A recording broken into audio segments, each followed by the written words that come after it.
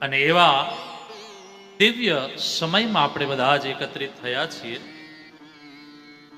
એવું નથી લાગતું મનુ બાપા કે આપણે કેટલાય સમયથી આમ જેના સ્વપ્ન જોતા હતા એ આજે સાકારવત થયું.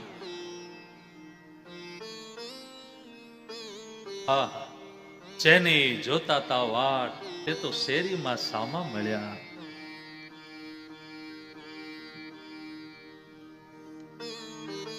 અને વાલા, આવા ભાગવતની કથા થવી એ તો બહુ અહોભાગ્યની વાત છે.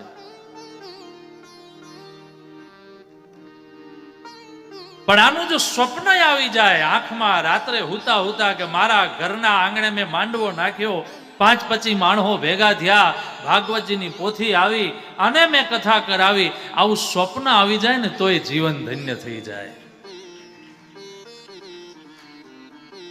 તો અહીંયા તો સ્વપ્ન નથી, સાકારવત આપણે બેઠા છે, સાકાર સ્વરૂપ.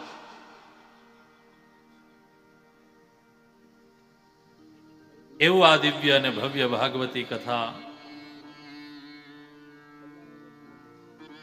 ચોથા મહિનામાં, 5મા મહિનામાં મુહૂર્ત ક્યારે લીધું આપણે? 6-7 મહિના જેવું થયું ને, 7-1 મહિના છે. ત્યારથી આખો પરિવાર થનગનતો, નાચતો, કૂદતો. હું મારો રાજીપો વ્યક્ત કરું છું, કારણ કે વ્યાસપીઠ પ્રસન્ન થાય તો સમજવાનું બધું પ્રસન્ન છે. અને હું એટલા માટે મારો રાજીપો વ્યક્ત કરું છું કે તમને બધાને કઈ સારું લાગી જાય ને તમારી વાહવા કરી લઉં એવો મારો સ્વભાવે નહીં, પણ વ્યાસપીઠથી બેઠા પછી જે સારું લાગે અને ન બોલાય ને તો ભાગવત શ્રાપ આપે. એટલા માટે બહુ રાજીપો વ્યક્ત કરું છું. ગઈકાલે આવા ટાઈમે આપણે ભાગવતજીના હામૈયા કર્યા.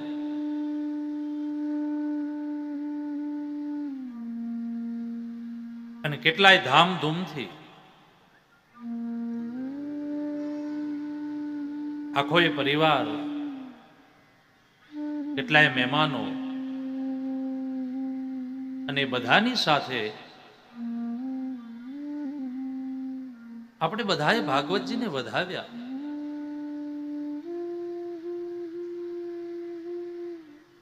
મારે આંગણે ભગવાન પધાર્યા છે.